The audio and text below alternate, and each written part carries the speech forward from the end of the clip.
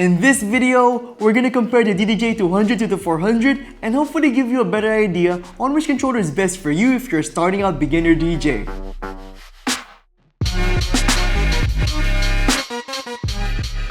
So we'll first discuss the main differences between these units, and at the end of this video, I'll give you my personal recommendation.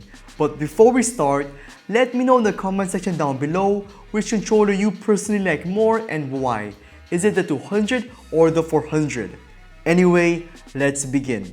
So the DDJ400 is a DJ controller that works with a computer via Rekordbox DJ, and this unit costs about $250. The DDJ200 on the other hand is also a DJ controller that works with a computer via Rekordbox DJ but has an additional feature to be used with your phone via WeDJ, and this unit costs about $150. On paper, the 400 has more useful features over the 200, and here are their two main differences. Number one, which is the most important one so far, it's the fact that the 400 has a sound card, which means that it doesn't rely on any device to output its sound. You can simply plug in some RCA cables to the unit and attach those cables to a speaker and get the party going.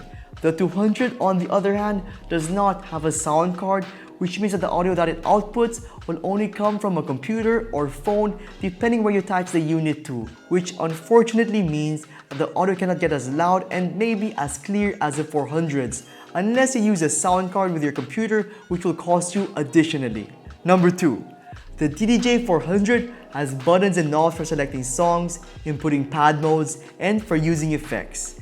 This is extremely useful because this removes the need to go to your computer and activate and select any of those options. The 200 though does not have any of those buttons and features. It only has a mixer section, joggle section, and cue pad section, and that is extremely limiting because you have to rely on touching and using your computer or phone to do simple DJ things like select songs, and that for me is the 200's worst trait. But it's not all bad for the DDJ200, which brings us to the next section. The advantage of the DDJ200 over the 400 are three things. It's smaller, it's cheaper, and most importantly, it works with WeDJ and other mobile DJ apps. So this means you can DJ with songs from different audio streaming apps like Spotify. And another thing I like about the DDJ200 is that it works just as good as the 400 when you plug it to a computer with Rekordbox DJ. I personally felt no difference at all between using the two controllers when it came to scratching, mixing, using effects, etc. The functionality with Rekordbox DJ and the controller's build quality are exactly the same with its bigger brother. But of course, a DJ controller is just a DJ controller and can only work as good as your DJ software and device can go.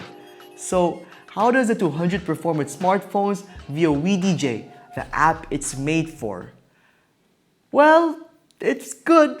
Doing basic and simple stuff is easy and intuitive, and 99% of people who will buy this unit will certainly enjoy what it can do when it comes to basic DJing.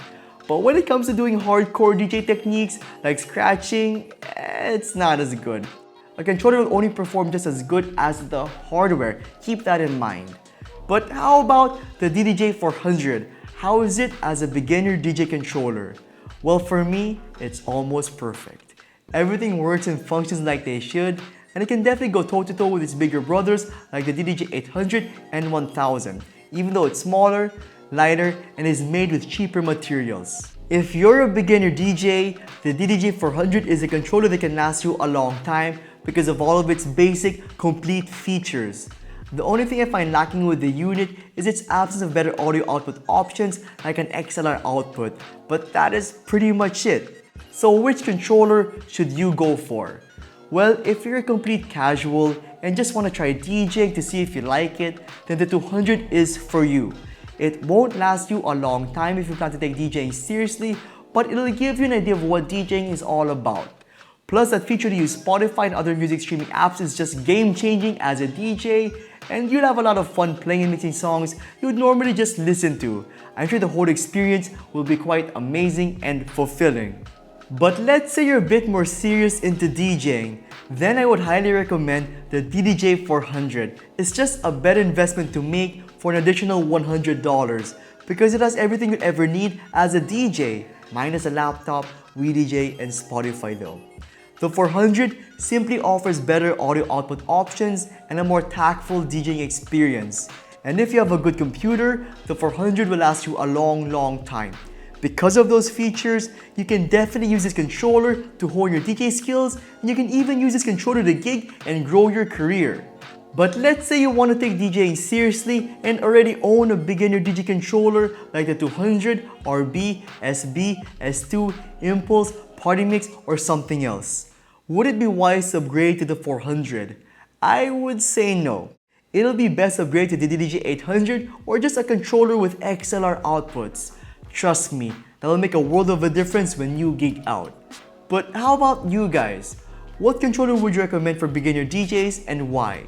Let me know in the comment section down below, and I'll see you all in the next one.